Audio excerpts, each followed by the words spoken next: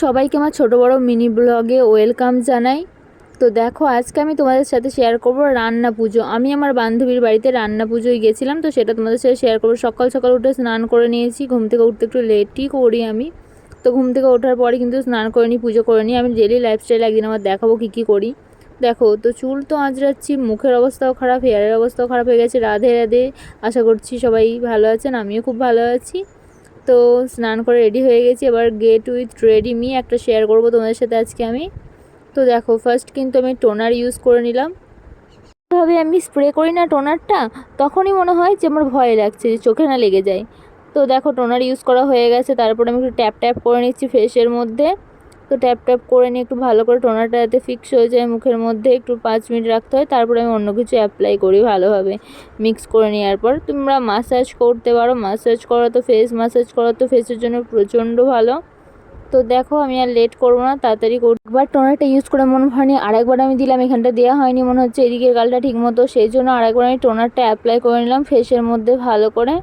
তো বারবার বলছি, ফেসের মধ্যে টোনার অ্যাপ্লাই করার পর কিন্তু 5 মিনিট রেখে দেবে, তারপর অন্য কিছু অ্যাপ্লাই করবে। তো দেখো, আমি আয়ুর্সের লিপ বামটা নিয়ে নিয়েছি, হালকা পিঙ্ক কালার হচ্ছে এটা আমার।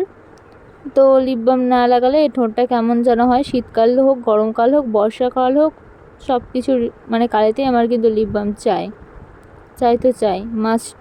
তো দেখো, লিপ বাম লাগিয়ে একটু পাউচ করে তোমাদের দেখাচ্ছি নাটক করে। তো দেখো, তারপর আর কী কী ইউজ করতে থাকি আমি।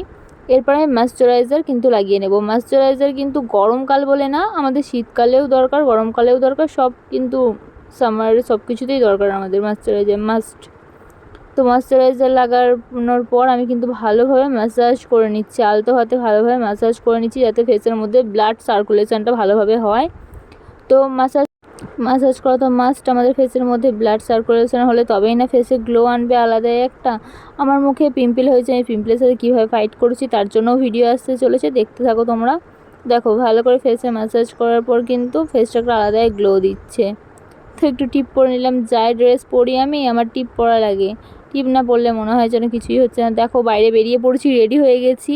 তো প্রচণ্ড রোদ দিচ্ছে বাইরে, প্রচণ্ড মানে প্রচণ্ড রোদ ছিল সেই দিন, তোমার সাথে শেয়ার করবো আমি। দেখো, রোদের মধ্যে একটু ঝলমল করছে, ভালো লাগছে, রোদ পড়ুক, বাট আমার শীতকাল ভালো লাগে, রোদই ভালো লাগে। তো আমার সাইকেল নিয়ে বেরিয়ে পড়েছি আমি, আমার গাড়ি, আমার রানী নিয়ে বেরিয়ে পড়েছি আমি।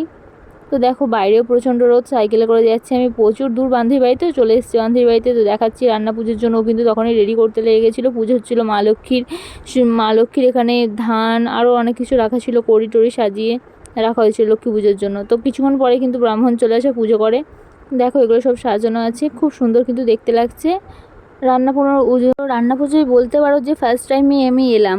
তো এর আগে যখন ছোটো ছিলাম তখন আমার জ্ঞান ছিল না, তখন দাদুর সাথে গেছি অনেক কারোর বাড়িতে রান্না পুজো খেতে। তো আজকে আমি বান্ধবীর বাড়িতে চলছি রান্না পুজোর সময়। তো এখানে পুজো হচ্ছিলো, আরও অনেক কিছু নিয়ম ছিল, সেগুলো তোমার সাথে শেয়ার করবো আমি। যা যা পুজোর কিছু সাজানো দেখছো সব কিছু কিন্তু ও করেছে, রান্না সব কিছু সমস্তটা ও একা হাতে নিজে করেছে। তো এখানে মনসা তলায় দেখো, ওখানে মা মনসার পুজো হচ্ছে, ঘরে পুজো হলো লক্ষ্মী পুজো, তারপরে মা মনসার পুজো হচ্ছে, এখানে রান্না পুজো দেখতে পাচ্ছি। ওখানে সমস্ত কিন্তু একা হাতে সব কিছু রান্না করেছে, এগুলো রান্না পুজোর ফুল দিয়ে দিচ্ছে, পুজো করে নিচ্ছে। রান্নার উনুনটা দেখো কি সুন্দর কলকা করে সাজিয়েছে, এইগুলো প্রসাদ দিয়ে দিয়েছে, আমি প্রসাদ খেয়ে নিলাম একটু, পুজো হয়ে গেছে। তো তারপরে দেখো আমাকে কত কি খেতে, এখানে 8 রকমের ভাজা ছিল, ডাল ছিল, মাছের ঝাল ছিল। ততক্ষণ তুমি চ্যানেল সাবস্ক্রাইব শেয়ার করে দাও।